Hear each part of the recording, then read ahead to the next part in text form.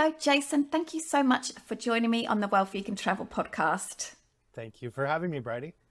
I'm so pleased to have you on. We actually talk to each other a lot because we work on a lot of projects together in the vegan travel space, including the Vegan Travel Association and the Vegan Travel Summit, which is coming up in January. But before we talk about like the main topic of our conversation today, I would love for you to tell our listeners a little bit about what it is you do in the vegan travel space, because you do something a little bit unique, I think.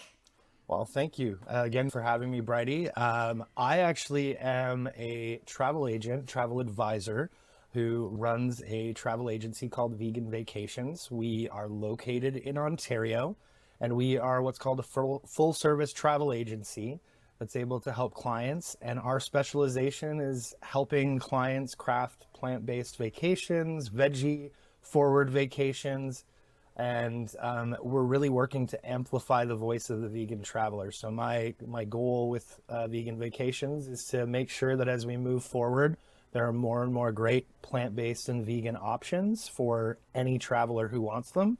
A stretch goal is hopefully the world will become a completely vegan space one day. Let's hope so. I have talked about this topic before with Donna, and this was way back, I think episode 6 of the podcast. So more than 80 episodes before. We talked a little bit about the benefits of choosing a travel advisor to help with travel. And 20 years ago, I think most people would use a travel advisor, but nowadays a lot of people book things themselves. But there are still, even today, a lot of really good reasons why you might like to book with a travel advisor. Would you please maybe summarize some of those for us? Because it really does save a lot of hard work. Well, again, back to my story, the reason I came to want to run a travel agency was because I loved putting together itineraries. As well as I do, it takes a lot of time to put that together to make sure all of the pieces work together. And while there's tons of options where people can quickly book things, we're finding most of our clients are the people who either don't want to have to go through the work of researching the trip or want to make sure that their experience is tailored exactly the way they want. There's so many choices out there now. You click a website and you have to be sure that you're actually booking with who you're booking with. And I tell clients, you have to be really careful if you're doing this on your own because there are a lot of ways to trip up. I call myself a travel advisor more so than a travel agent because there are people and online travel agencies that have agents available to book their products at any time and can do it very quickly for you. My sort of service as an advisor is more about having a conversation similar to like we are here, and doing a consultation where we talk about what do you want out of your vacation? Where do you want to go? One of the things that I've spoken about at sessions we've done in the past are what type of vegan are you? There are tons of people who've come to veganism for different reasons. So if you are at it for healthy eating, then let's find you the greatest vegan food. If you're in it for animal rights, let's make sure you're at the resort or you're at the hotel that's taking that into consideration. And then the other thing that we do for our clients is once we've had that consultation, we give them all the options and the same things that they'd find online. But once we've booked the trip, we're there right until they get home. So some of the concierge style services that we do are we provide additional customized resources. So you have something that you can access on your phone when you're in destination. You know what's coming up if you've booked multiple pieces of a trip. If you want to add your own things onto a map that you can create so that you don't have to be worried about where you're going next. We also include the latest vegan friendly spots that we have heard about or that our clients have mentioned in the past. I've had people call me and want to just get a vacation booked right away. And I'm like, might not be for us because a travel advisor is there to go, let's make sure the trip is exactly what you want. Because with your tours, it's all about value. People should be looking at the value they're getting from their vacation. You don't want to just get the cheapest price because that might not be the best vacation for you. So that's where we come in as travel advisors. And some people really like the service, and those are our clients. And the folks who like doing things on their own, I have a lot of clients who do a lot of the research and come to me and just say, hey, I just want to have you book it. So that way, again, should anything happen, you're there to assist us. And I think we can all agree this day and age, travel is a challenge. So I think it's good and smart on you to be able to have somebody in your corner that you can call and say, okay, have we done this right? Can we make changes? I've got clients now who are trying to make changes before they travel so they have as minimal possible issues. And if they didn't have me, they'd have to be on the phone for how many ever hours. So that's great. Thank you, Jason. I think we can all imagine a situation where we could be on hold for a really long time and trying to get hold of the right person that can help us in that moment. And travel agents, they have alternative means of contacting airlines or hotels or whatever. While I think these days tourism providers want to keep customers happy because anyone can write a review on Google or TripAdvisor or what have you, they also really want to keep the travel advisor happy as well. They're even more keen to look after travelers who book with a trusted travel agent with whom they have a personal connection. I don't like recommending places to my clients first that I haven't either experienced myself, had clients experience, or have a partnership with. And we have partnerships with people all over the world, even World Vegan Travel. We have you on our website as one of our partners because we trust that the tours that you're going to be offering will be at a level that we would want our service to be if we were running the trip ourselves. I think there's clients who come with ideas and go, hey, I want to go here. Where I come in, I try and provide as much advice as possible. And I think sometimes travel advisors, and I'm sure Donna would agree with me, is we get really invested in your vacation too. So I have clients leaving this evening where I've been on the phone with them all day just texting to make sure everything is where they want it to be. So I think that's where the value is for travel advisors. There's lots of ways you can get your vacation booked. It's more about the personalized experience that we can provide. In my particular case, we've specialized and said we provide vegan vacations. Now, the challenge for us has been trying to remind people that as a full service agency, we don't just offer vegan vacations. There are great tour operators that have awesome vegan tours. We're not trying to enter that space. We're going to piece together the trip from the time you leave your house to the time you get home, and we have access to all of these great tours. Some of our providers don't provide all of the little pieces on the tour, and I think when people see the tour package, it's very clearly listed what's included and not included, but often people get so excited they click book, and then they, again, don't realize, oh, okay, there were things that weren't necessarily included. So we like to just piece it all together and go, here's your trip. You don't have to worry. We thought about everything. I get granular right down to the airport, like how you're walking from this gate to this gate, and here's the way you go. It's my nature. I will say, listeners, that I have worked with Jason on a lot of projects, and you have the most amazing problem-solving attitude. And I don't like to use this analogy so much, like a dog with a bone, like you will figure it out. Working with you, I always appreciate that. You always have such an amazing attitude as well. So thank you. Thank you so much. And of course, travelers can always book a Well Vegan travel tour through Jason or our other few travel agents that we work with, or even your travel agent. If you're listening, we're always willing to work with any travel agent at all. Do you only work with Ontarian travelers? No, or do you work with throughout Canada or throughout the world? We actually work with mostly Canadian and US clients. There's many providers in other parts of the world where they have restrictions on who they can work with. So we don't usually work with people who are overseas. But no, we have clients in both Canada and the US. We can provide, as we say, tons of different options, not only tours. We can talk to you about insurance products if you're in Ontario or if you're in certain states in the US. And we have access to a ton of different products for anybody in North America. I love it. I love it. Okay, let's go on to our topic today, which is about travel for members of the LGBTQ plus community. This is a really interesting topic. It's something I know a small amount about, but not much. We really wanted to talk about this topic today because we think it's something that really everybody should know about, should be aware about, even if you are not a member of the LGBTQ plus community, because there are some really important things that members of this community need to know about. And you can also be an ally as well in these cases, even if you are not a member of the community. So that's what we are going to talk about today. I was wondering, Jason, could you maybe talk a little bit about what are some of the issues that face members of the LGBTQ plus community when it comes to traveling domestically and internationally?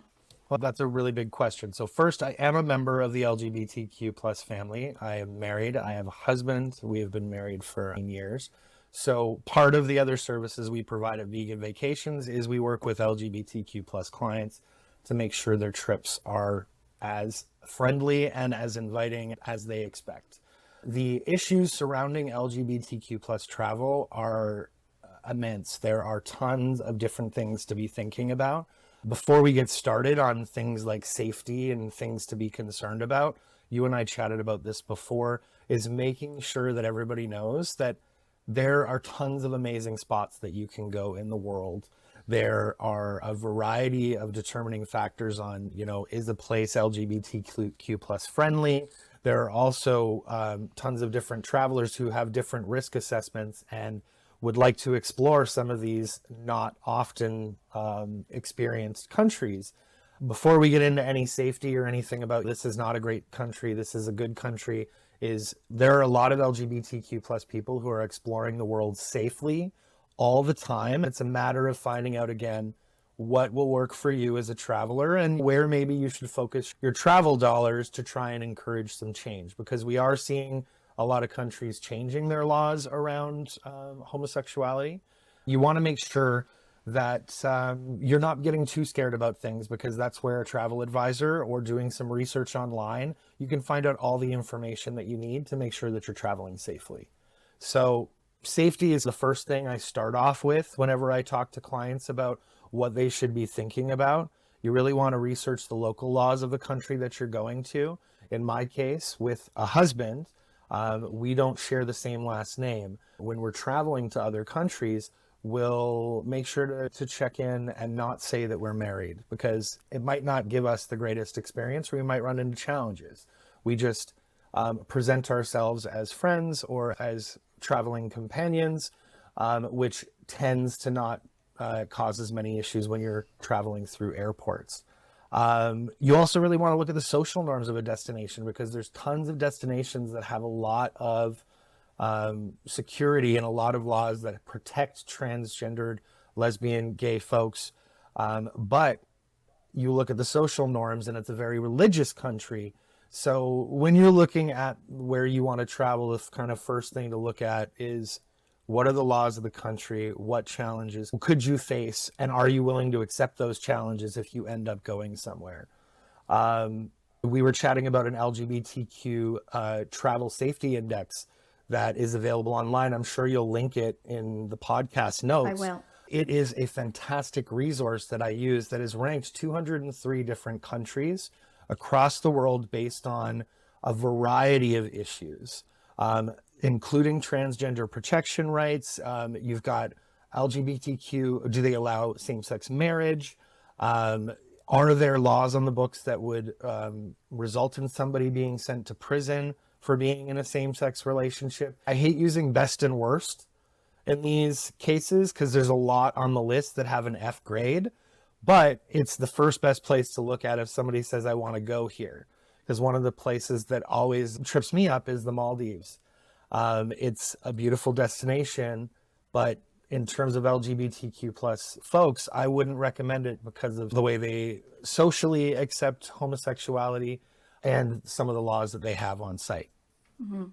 Right. Before we started recording this podcast, I did go and have a look at that website, and it really is an amazing place to go and check out. I think you said that they review it every year, I guess, depending on what's gone on in that country. Maybe some new laws have been introduced, and which might affect its grade up or down, I guess. So I think this is a really great place to start, because I'm sure whether they're a member of the LGBTQ plus community or not might decide that they don't want to go to a place that is scoring particularly low on that index for. And I think some of them, and the way they've laid everything out is, you actually get to see there are descriptions of what the punishments are in these countries for being who we are. So again, it's not a place that's only for LGBTQ plus travelers. Any traveler can use it. It's a great resource. And I think it was really eye-opening even for me as a travel advisor to say, okay, wow, there's some destinations here that I love recommending to clients, but for this particular niche, when I have an LGBTQ plus traveler, we're not going to recommend certain spots for them just from this score alone. Yeah. So if people do some research and they decide that there is a particular country that they might like to go to, and we're getting a little bit micro here, like how can they find out about perhaps LGBTQ plus friendly resorts, or where might they find some resources that would help them identify great things to see and do that are LGBTQ plus friendly, and maybe specifically for the LGBTQ plus community? There are a ton of resources online. If you type in gay travel, lesbian travel, transgender travel, just those two words, you will get pages and pages of results. There are people, like you said, who are macro, who have looked at cities. The one I was looking at last week for some clients was Puerto Vallarta. It is a very gay-friendly destination. I have clients going there for a couple of events in the new year, but there are gay Puerto Vallarta travel guides online. They're updated. Some of them, you have to look again. When was the page created? Is it still up to date? Don't just take it for face value, what you're reading. Try and find a couple of other sources, but there are a ton. Travel bloggers, there's Travels of Adam, there's Globetrotter Girls, Nomadic Boys, Dopes on the Road. These travel bloggers have gone across the world as LGBTQ plus members of our community and said, I'm going to go and experience it. They give you kind of a rundown of what to expect. If you're the type of person that's the way you want to start researching and planning, that's the perfect way to get started. There are also some travel guides that I know our agency has access to, and I'm sure there are travel guides that you can find online that will give you some information just to get you started thinking about, okay, what is the handful of spots that we're looking at? Once you've narrowed down a few countries that you like, then there's even more resources that we can get for you. I also tell folks when they're traveling, there are a lot of what people will call hookup apps, but they're not really hookup apps. They're being used in the gay LGBTQ plus community as building friends, building networks, building communities. There are people who will hop on there, will tell people that they're traveling to a country soon, and then will ask locally, okay, anybody want to tell me what it's like traveling there? So before they even have booked their ticket, they've maybe built a few contacts that they can say, hey, I've got a question about this place. Is it safe? Is it there? Things that travel advisors will do, but that you can do for yourself to be able to make sure that you're going to end up at a vacation that you feel comfortable at. And hopefully, you can even make a few new friends.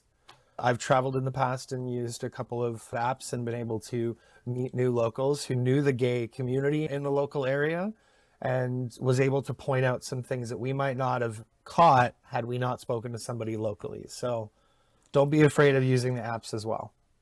That reminds me of like how sometimes when I go to a new place for vegan stuff, I'll often reach out to like a vegan Facebook community or something like that just to get information, not necessarily about a restaurant recommendation because I can Google that, but maybe, for example, finding out whether a sanctuary is legitimate or not. And nothing can beat having contact with members of the local community because they know maybe the more dangerous areas to go or particular places that you should avoid so that you can stay safe, because of course staying safe is the most important thing. Having a really great time is another thing. On that, Bridie, I would say there's an organization called the International Gay and Lesbian Travel Association, the IGLTA. It is an organization that allows businesses to join and be a member.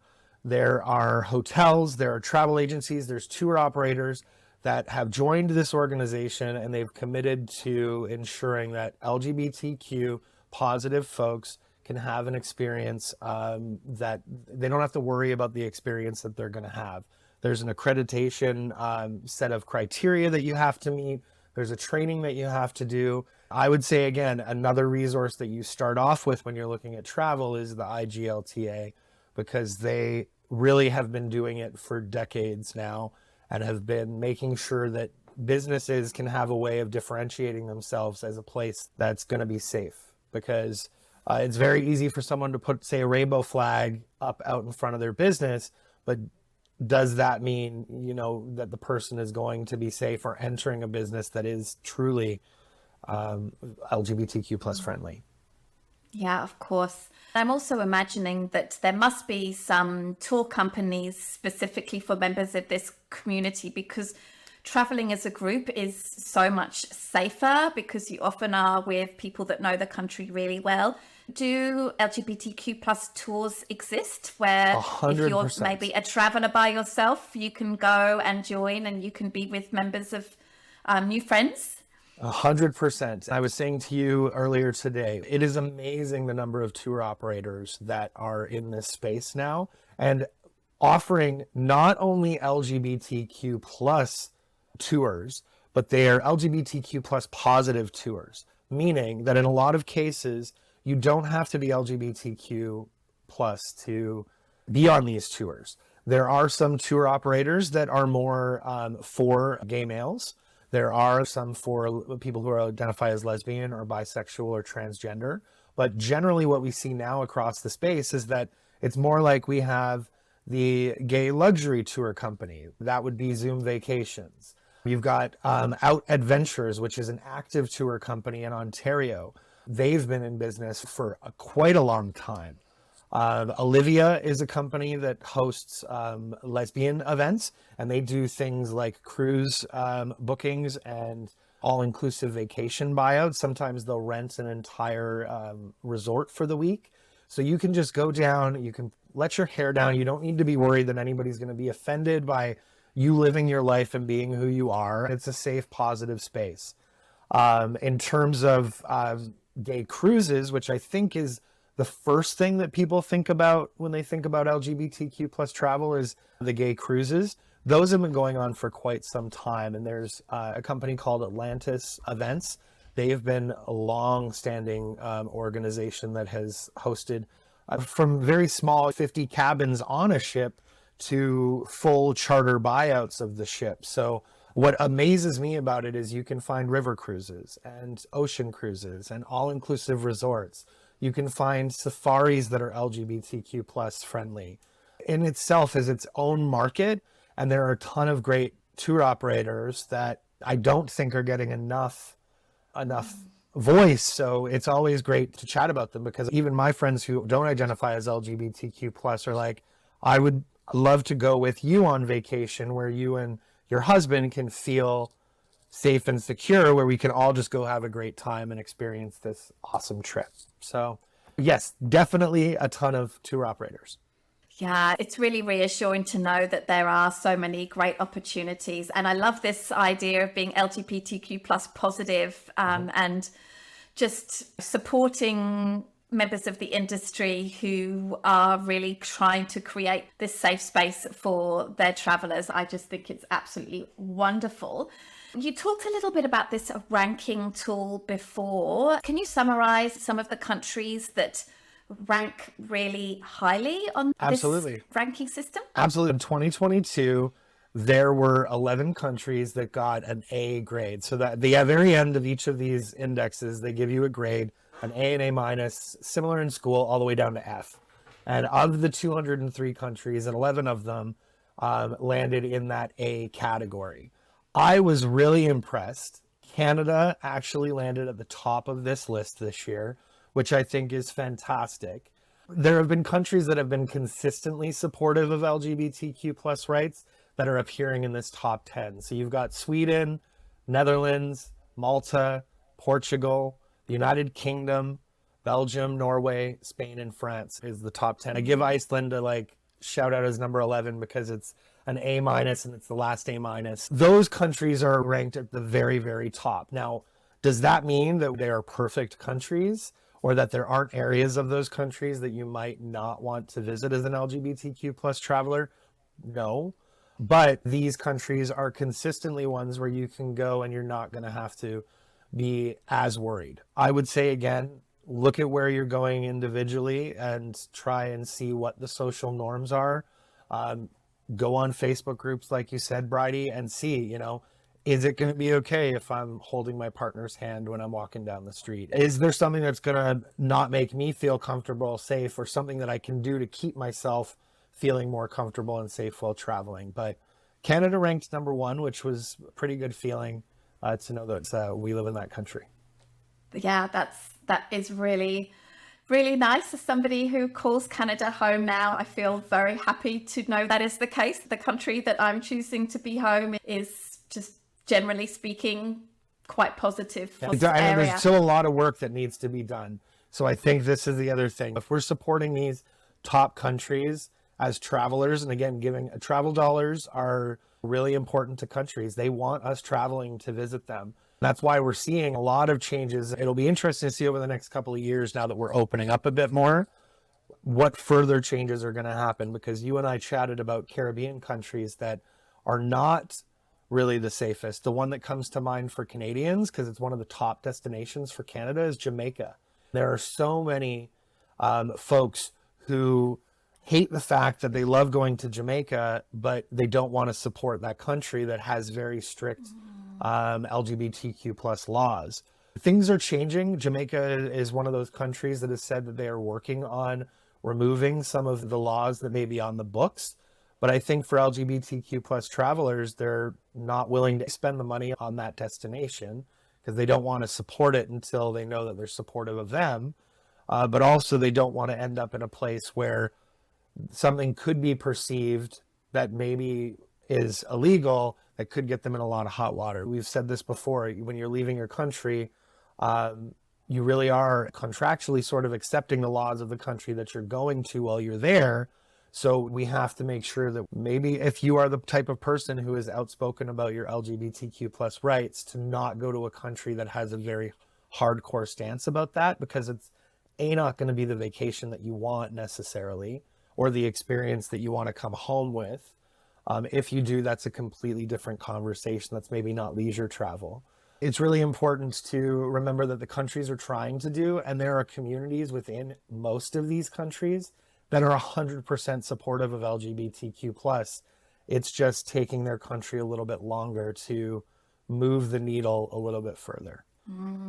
Absolutely. I think probably we were talking about this before we pressed record, how, a lot of countries in Africa generally do not score highly on this ranking system at all. And I stumbled across a few articles, and I really want to dig deeper into this because I'm very interested in the issue of colonization and the legacy of colonization. And the few articles that I read were indicating that actually before the colonizers came, in many countries in Africa, same-sex relationships were quite accepted. It was through that period of colonization that these laws were introduced with very harsh punishments. I don't know how accurate that is or much about it, but I think it's a very interesting thing to think about, because colonization has just had such a devastating impact on these countries.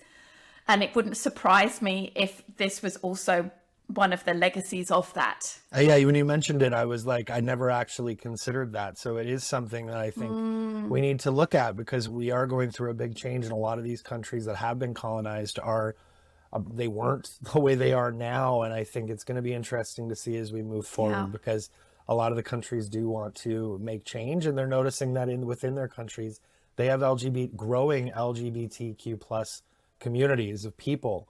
They want representation. So we need to be supporting countries that are making change, but pushing everybody farther down. Like I said, the top of this list, make sure to support those countries. And if you are the type of person that wants to get involved politically, start reaching out to your own government officials and talking to them, because I know in Canada we have a lot of embassies and a lot of offices.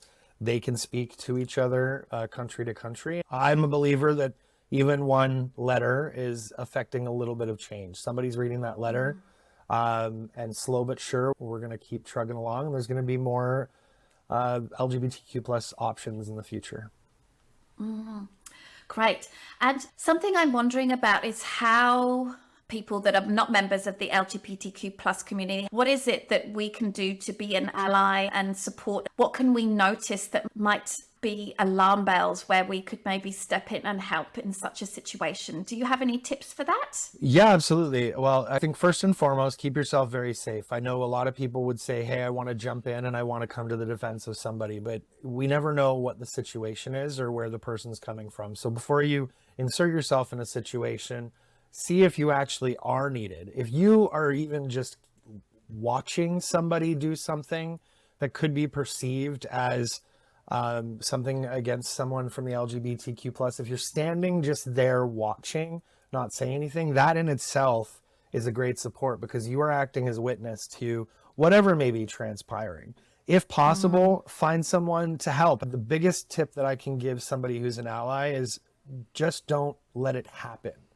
Stand up and make sure, even if it's after a confrontation happens, that you just tap the person who it occurred to on the shoulder and you say, I'm here, I saw what happened, if you need me, I can help. That in itself, I think, is able to be a great support. I think where people find challenges, and I'm this way myself, is when I see somebody being wronged, I want to jump in, but it's sometimes not the best course because that person may have a way that they're handling it or may have already sorted out the situation and knew how they wanted to handle it. So when you're an ally, be there for whoever needs you. If somebody asks you for help, make sure that you help them.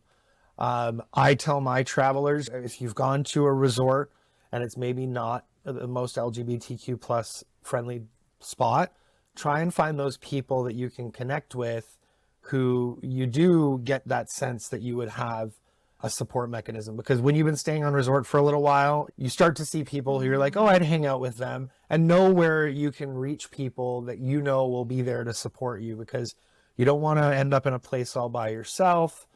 Allies, just being on the lookout and making sure that they are witnessing what's going on, that in itself is going to be huge.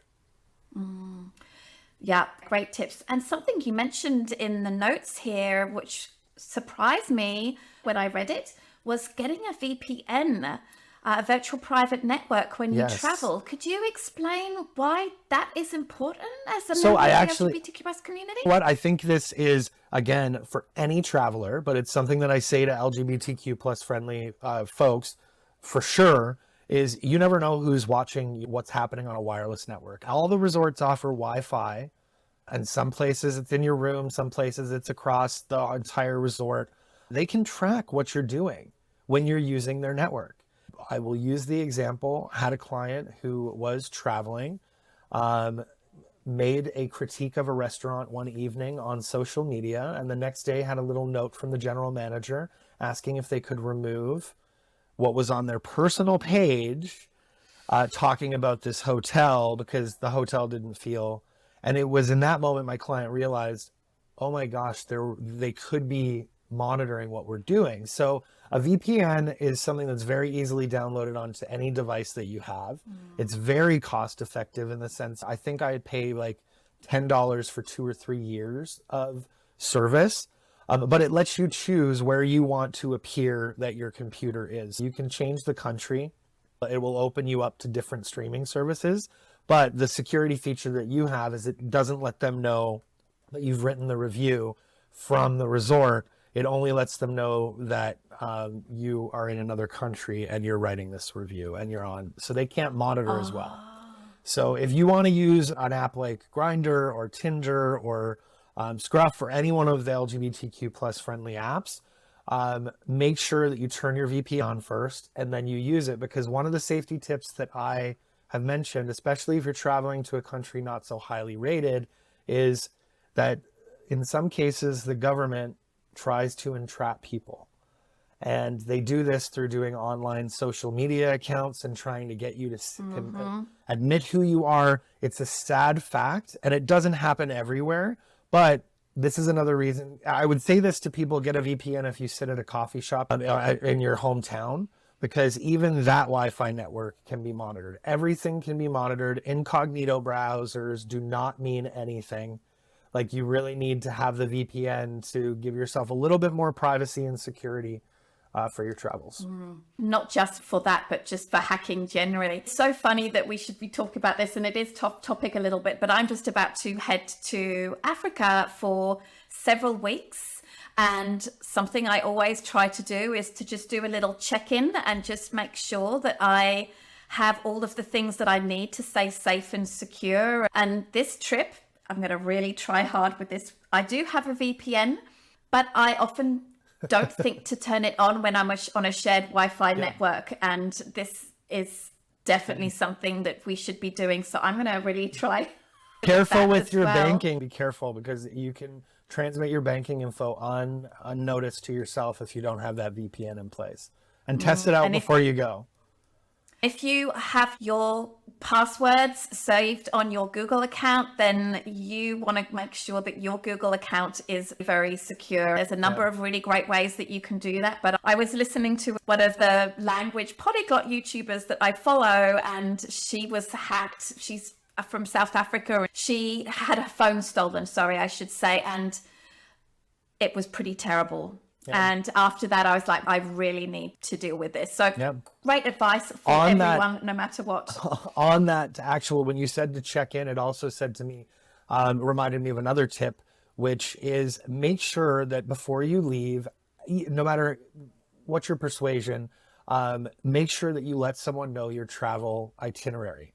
As a travel advisor, I'm legally in Ontario not allowed to discuss anyone's itinerary, even with their spouse or their children. You have to be on the itinerary for me to talk to you about it. So if your sister calls and says, I haven't heard from you in a while, where are they at on their trip? What's going on?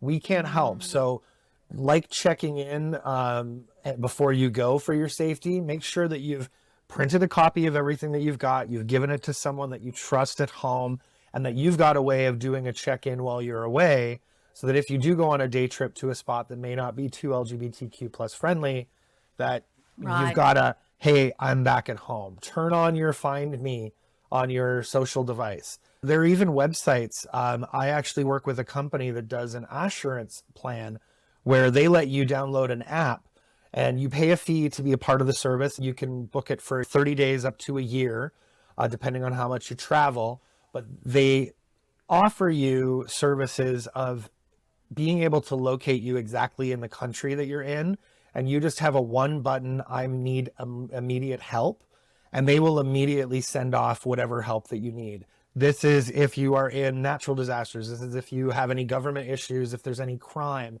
if you've lost all of your passport documents.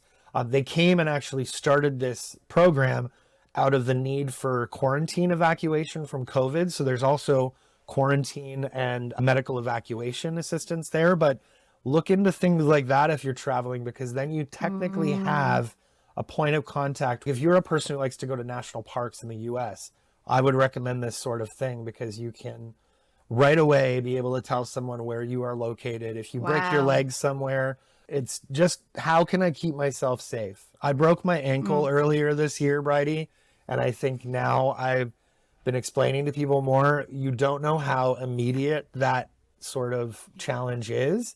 That could happen anywhere. So you want to make sure, especially traveling, that you've got some layers of protection and don't end up in a situation where you're by yourself and you don't have access to some support. It's connected to my phone, but I don't have a problem so much with privacy areas in this thing, although I know some people might. But I share my location with a few trusted people, my Google Maps location, and it's just to them. And I get reminded every month by Google, do I still want to be sharing my location with them? And I always say, yes, this can be a really nice thing as well. I know some people are using AirTags for a similar thing as well. There are some issues with that, I believe, but I think generally speaking, there's some really great tools that we can use to stay safe with your embassy in the country that you're going. So for example, when I was living in Thailand, I was registered with the Australian embassy so that if something happened, they would be able to get in contact with me for an evacuation flight. So this is another great tip as well. Now, something specific that we really did want to talk about in this topic is transgender issues, because I know there are some very unique issues for members of this community as well, pertaining to like travel documents and this kind of thing. Feel free to educate us about this, because honestly, I never thought about this before. There is a unique set of issues that can arise from transgender folks who are traveling. A lot of things that people would never even think about. If you are on medications from your doctor, or you have to take medication by syringe, you may be traveling with more medications that you normally would be traveling with. You might have prosthetics if you are in the midst of your transition. Things like this we need to be aware of when you're traveling, because as you leave your country, as I said, you sign sort of a contract with the country you're going to. So you really need to be aware of what are the challenges that I'm going to be faced along the way. In particular, security screenings. They have these new security screening devices that will essentially photograph you, and it can tell if there's something that isn't supposed to be there, or if something that is artificial. So if you were wearing, say, if you were transitioning to a female and you were wearing a breastplate, or if you were transitioning to male and you had a prosthetic, carrying those while you're traveling could add traumatic experiences for those folks as they get pulled aside and forced to undergo further screenings. So whatever you can do as a traveler to make that experience, because the last thing I want is for anybody to be triggered. And that's very specific to a person and how they feel about a situation. So knowing how to mitigate any sort of challenges as you move forward in your travel will make that a lot easier. Passports, like you said, government ID. If your likeness does not match the picture that is on your ID, there could be challenges and guards that pull you aside, because that's what they're trained to do. Try and decipher, is this person who they say they are? Now, it's very hard for a lot of people to get their ID in their gender identity. Some countries are changing now. We were talking about the United States. They are now starting to allow folks to use a gender X on their IDs, which will help border guards as we move forward. But if your name doesn't match the name that you're going by, or the name that your ticket is on, again, there's more challenges. So you want to make sure that everything matches your government passport. You are following that exactly. And I would say that to any traveler, because nowadays, if your middle name is not spelled correctly on your airline ticket, you're not getting on that flight. And that could be one character. So make sure it matches. If you want to change your name to match your preferred gender, work on making that happen before you travel, because then things will be very smooth for you. Again, pick places that you may not run into these challenges. In the United States, we were talking LGBTQ plus folks often look at leaving the countries of Canada and the US, but there are tons of great domestic travel opportunities. And within domestic travel opportunities, all the US border guards have been trained about the gender X, and they've all taken sensitivity training to understand, if a person says, I want a private screening, I don't want it to be screened out in front, that they know, not a problem, let's make that happen for you. Another tip about the screenings while I'm thinking about it is, if you're going into a screening room with someone, ask to have a witness there with you. So if you are going into a room with a screener in the United States, get to ask if you would like a male or a female guard to be able to screen you. But also you can ask to have a witness there. So somebody that is just a silent party that's watching exactly what happens, so that you can feel safe and secure. I always say, come prepared, have all your information ready. So if you have your medications, have them in their original packaging, have your doctor's note, don't pack them away. Make sure that you are putting all of those things in your carry-on so you can explain what they're needed for and that they're medications that you take medically. And make sure that right off the top, if there's anything you think that the guard's going to find untoward, make sure that you let them know about it in advance and don't try and hide it, because what they're looking for is deception, and they're looking for people who are misrepresenting who they are.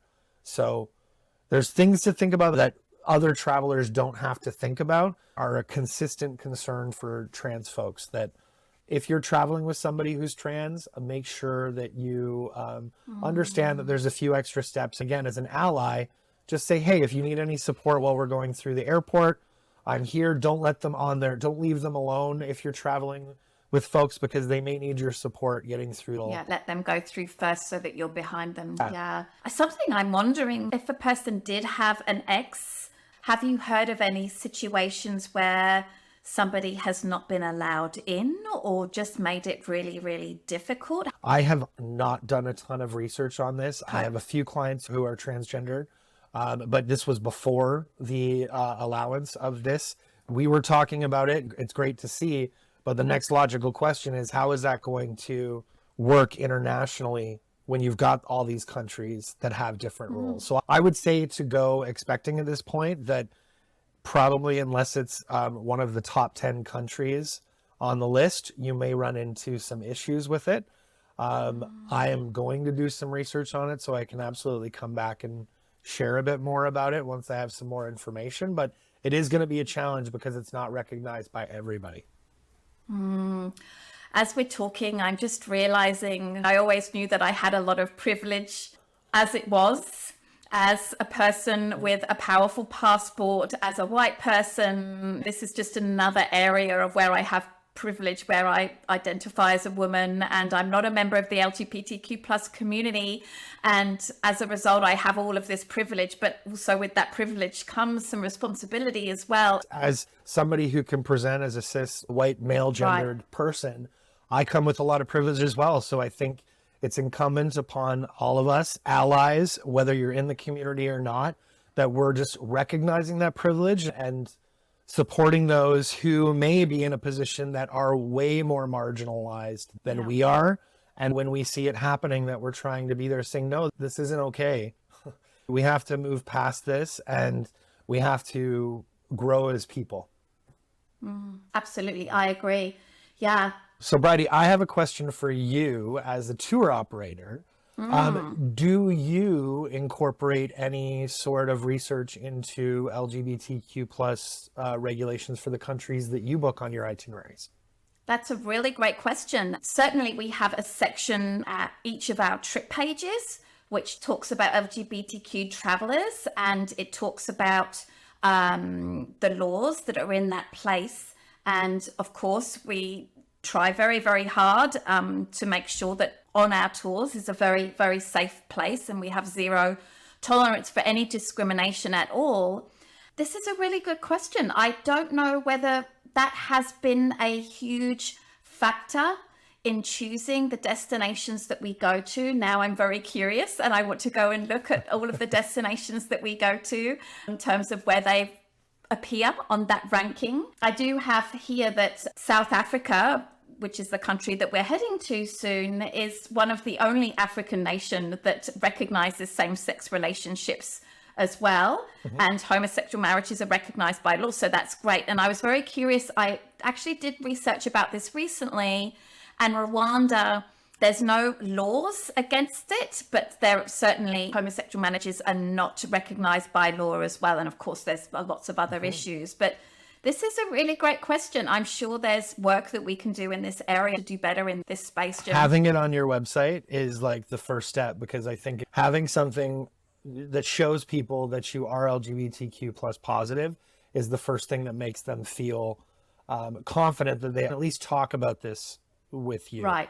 And not be worried that you're going to come from a place that you're not going to want to either provide the service or allow me on the tour. So having the information is really good. Like I said, things are changing so much, and within each country, there are most likely a majority of countries are going to have a group of people who are LGBTQ plus positive, who want to create a safe space. And it's a matter of hooking up with one of these tour operators that has done a bit of research if you want to go to a specific location, and then making sure that when you're booking your tour, that you're booking it with a tour operator who has at least thought about it. Because if you see a booking come in for a couple that's a married gay couple, I'm sure the first thing that you're thinking about is, okay, how do we keep those people safe? How do we make sure they have a great experience? That, I think, is all tour operators need to do, is remember to think about that, and Yeah. more LGBTQ plus folks will book vacations and will start feeling confident in these destinations. Yeah. Because you don't have to worry if you're on a tour with somebody where you're like, they know my lifestyle. And we have this conversation when we talk about vegan. Going to places where people understand what your particular needs are is really the goal for any traveler. So knowing that there are LGBTQ plus friendly tour operators just makes my job as an advisor easier, because I can confidently go, World Vegan Travel, you don't have to worry about it. You are going to have a great trip. You don't have to worry about who you are or compromising any of your morals or your lifestyle. Exactly. Awesome. All right. Jason, you have given me so much food for thought. I know there's plenty more work that I can be doing in this area personally and professionally. I really want to thank you for taking the time to talk about these issues, because they really are so important. Before you go, would you mind telling our listeners your social media handles and how people might reach out to you in case they're interested in booking some travel with you? Absolutely. Well, you can stay in touch with me. We have our website, which is veganvacations.ca, because we're up in Canada. If you're down in the States, we are .ca. There you'll be able to find tons of booking engines. I will say the one note we have about our website is not everything on our website is 100% vegan. We work to do that for folks. So if you do happen to be searching through our website, just keep that in mind. But that's the best place for you to be able to connect with us. We also do have Facebook at Vegan Vacations, and we have Instagram at veganvacations.ca. We have an active blog on our website.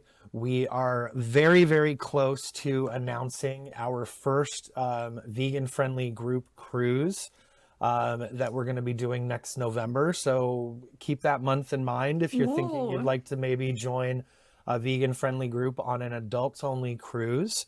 We'll have more details that will come out through our Vegan Travel Summit. Like you mentioned at the beginning, we're working on a Vegan Travel Association and have an event coming up in January. It's January 22nd to the 28th of 2023.